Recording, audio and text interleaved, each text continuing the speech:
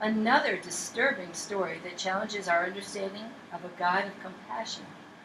This story has been interpreted as a restriction on marriage and a judgment on sexuality. There is no connection to love or marriage in this story. It is a clear condemnation of discrimination against sojourners and judgment against violence. The two angels came to Sodom in the evening, and Lot was sitting in the gateway of Sodom. When Lot saw them, he rose to meet them and bowed down, with his face to the ground. He said, "Please, my lords, turn aside to your servant's house and spend the night, and wash your feet. Then you can rise early and go on your way." They said, "No, we will spend the night in the square." But he urged them strongly. So they turned aside to him and entered his house. And he made them a feast, and baked unleavened bread, and they ate. But before they lay down, the men of the city, the men of Sodom, both young and old, all the people, to the last man, surrounded the house. And they called to Lot, "Where are the men who came to you tonight? Bring them out to us, so that we may know them." Lot went out of the door to the men, shut the door after him, and said, "I beg you, my brothers, do not act so wickedly. Look, I have 2 daughters who have not known a man. Let me bring them out to you and do to them as you please. Only do nothing to these men, for they have come under the shelter of my roof." But they replied, "Stand back." And they said, "This fellow came here as an alien, and he would play the judge? Now we will deal worse with you than with them." Then they pressed hard against the man Lot, and came near the door to break it down. But the men inside reached out their hands and brought Lot into the house with them, and shut the door. And they struck with blindness the men who were at the door of the house, both small and great, so that they were unable to find the door. Then the men said to Lot, "Have you anyone else here? Sons-in-law, sons, daughters, or anyone you have in the city? Bring them out of the place. For we are about to destroy this place, because the outcry against its people has become great before the Lord, and the Lord has sent us to destroy it." So Lot went out and said to his sons-in-law, who were to marry his daughters, "Up, get out of this place, for the Lord is about to destroy the city." But he seemed to his sons-in-law to be jesting. When morning dawned, the angels urged Lot, saying, "Get up, take your wife and your 2 daughters who are here, or else you will be consumed in the punishment of the city." But he lingered. So the men seized him and his wife and his 2 daughters by the hand, the Lord being merciful to him, and they brought him out and left him outside the city. Then the Lord rained on Sodom and Gomorrah sulfur and fire from the Lord out of heaven, and he overthrew those cities, and all the plain, and all the inhabitants of the city, and what grew on the ground. Holy wisdom, holy word. Thanks be to God.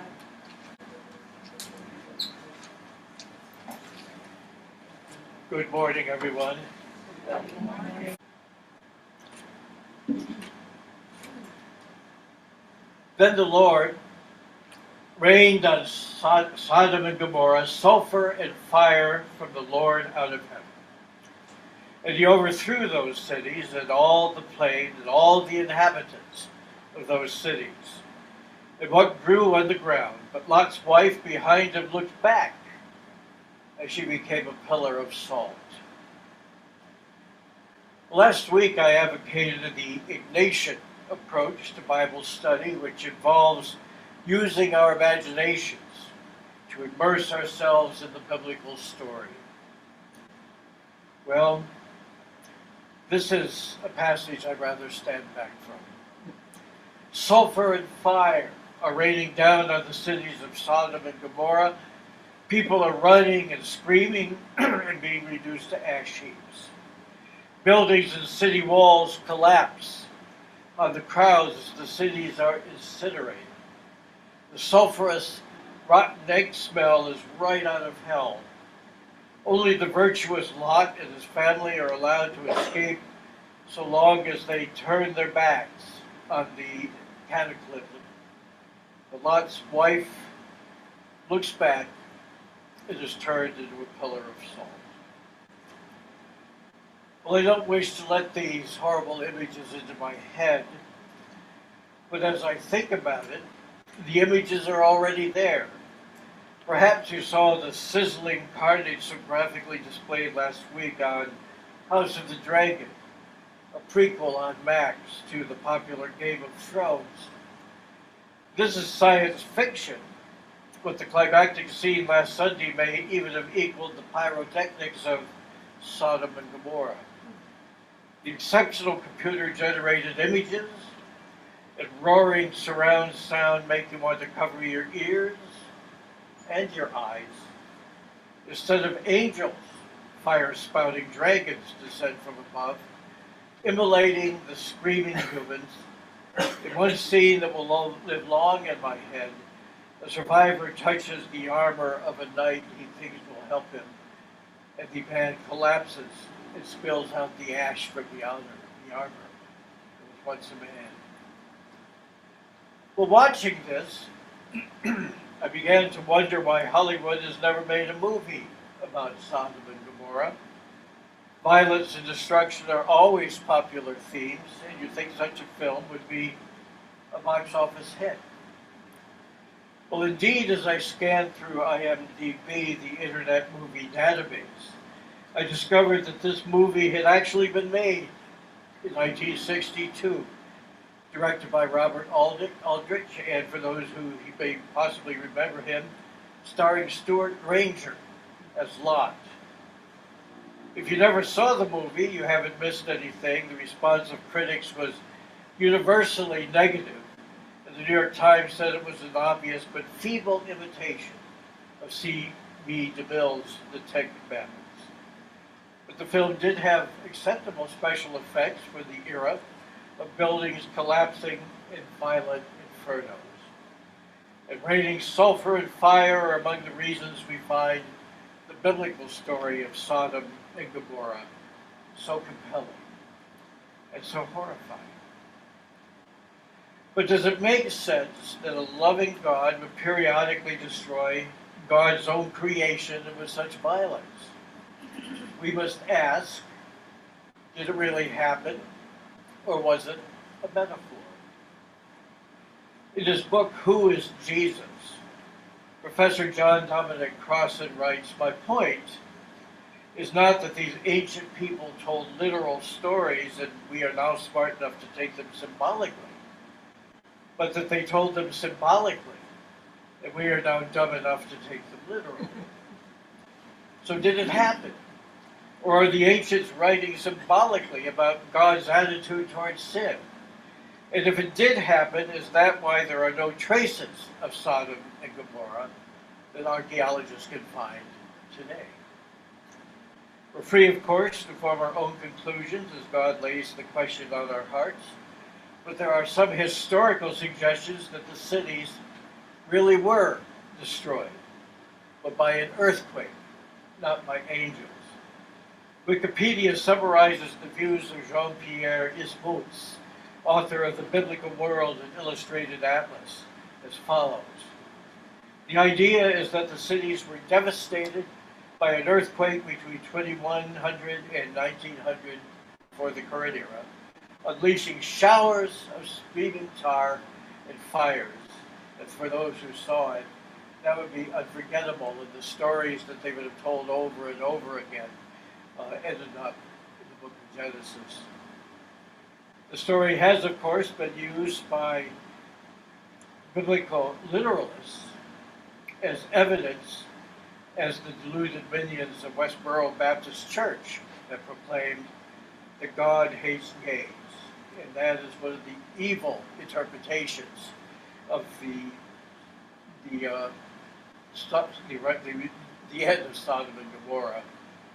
This kind of bizarre inductive reasoning provides one of what Father Jim Martin calls the gotcha passages, a biblical proof text that LGBTQ plus persons are condemned by God. Persons that some kind of biblical myopia enables bigots to conclude that the Bible denounces it when a man sleeps with a man, but blesses it when a man is owned as a slave. Those of us who have been blessed with God's grace Know that God is love. God loves everyone, and God has made each of us the way we are. The Secretary of Transportation, Pete Buttigieg, told homophobic Mike Pence, "If you got a problem with who I am, your problem is not with me. Your quarrel, sir, is with my Creator." So what was the sin of Sodom and Gomorrah? As Patty read this morning, the prophet Ezekiel said that this was the guilt of your sister Sodom. She and her daughters had pride, excessive food, and prosperous ease, but did not aid the poor. They did not aid the needy. They were haughty and did abominable things before me. Therefore I removed them when I saw them. Grant Hartley, a freelance writer in St. Louis, notes that our view of Sodom and Gomorrah must be seen through the lens of love, as expressed by Jesus. Jesus makes it clear, he writes, that what is done for the least of these, his siblings, is in a real sense done for him. Our faith demands hospitality, especially toward the poor, the needy, and the stranger. Hartley suggests that if one were trying to relieve oneself of this passage's radical demands of hospitality, twisting the story to focus on gay people would be a convenient strategy. Using the story of Sodom and Gomorrah to suggest God's wrath against gay people makes it rather easy to avoid as factual demands, to open up our wallets, to open up our homes, to open up our hearts to people in need. How many times has misunderstanding powered by hatred of the other led some to use the passage to sanction everything that made Sodom guilty, kicking children out of their homes, refusing to serve certain people, discriminating in housing and jobs, breaking families apart, and fighting against civil rights. I think it's tempting to separate ourselves from the story of Sodom and Gomorrah rather than immerse ourselves in the passages. We try to look at it objectively. Those nasty people were selfish and inhospitable haters who squandered their resources and got what they deserved. And thank God that I have not been made a sinner. But a lot of those failings sound uncomfortably familiar. Our media, whether Fox News or MSNBC, are showing us very disturbing images of ourselves. Contrary to God's command to love and welcome the stranger, so many of our citizens would restrict immigration or even endorse deporting 11 million unregistered immigrants to God knows where. It's interesting to point out that the British Tories having a policy to export immigrants to Rhodesia is one of the reasons for their fall, because people did not think that was what good British people ought to do. So many of our citizens would be happier living in white-only enclaves.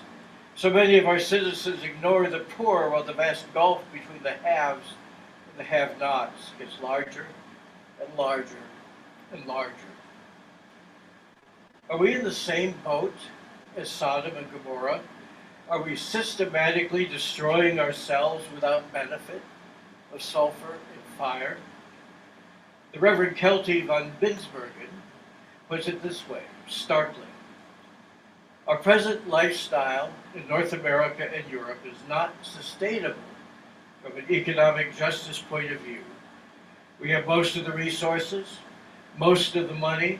Eventually that's going to crash one way or another. The planet is running out of resources. We can only grow so much food, poorer companies will rebel. Poor people with our own rich countries will rebel, are starting to rebel at the injustice and the inequities. We're a lot like Sodom and Gomorrah, she writes, bringing about our own destruction.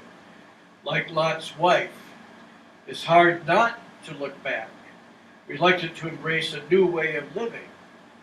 That will be harder. And when we look back instead of forward, we end up frozen like a pillar of salt, unable to move.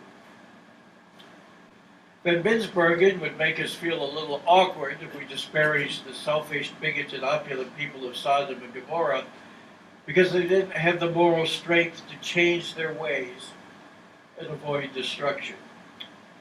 For us, the only way to reanimate this frozen pillar of salt is to remind ourselves of the grace of our calling, to recommit ourselves to our ministries, to our motto, God's work, our hands, our mission. Together in Jesus Christ, we are freed by grace to live faithfully, witness boldly, and serve joyfully. And to do what the citizens of Sodom and Gomorrah would not or could not do for themselves. Revel in the grace of the Great Commandment every hour of their waking lives. To love the Lord our God with all our heart, with all our mind, and with all our soul. And to love our neighbors as ourselves. For it is in God's love that we may come together in peace. And it is in God's love that we may do what Sodom and Gomorrah could not do, save ourselves from destruction.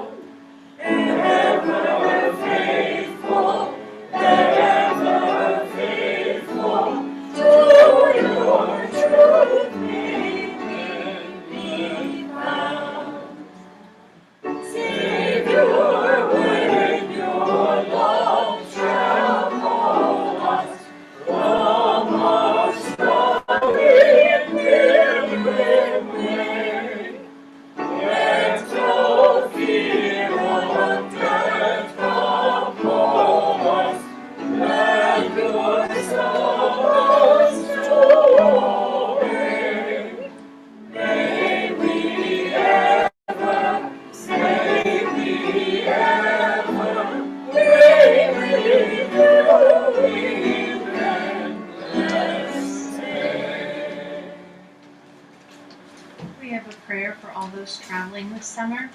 Let it. Okay. Oh, perfect. Thank you. Have a great day. Thank you too. Bye bye, everybody. Can't say hi anymore.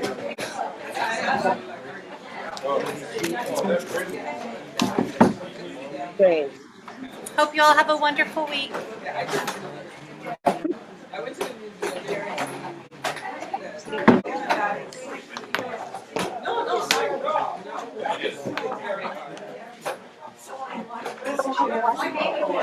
Hi, Kirsten.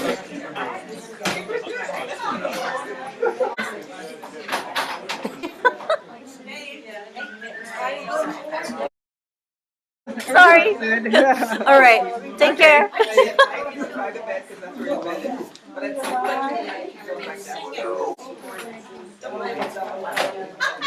Hi, friends.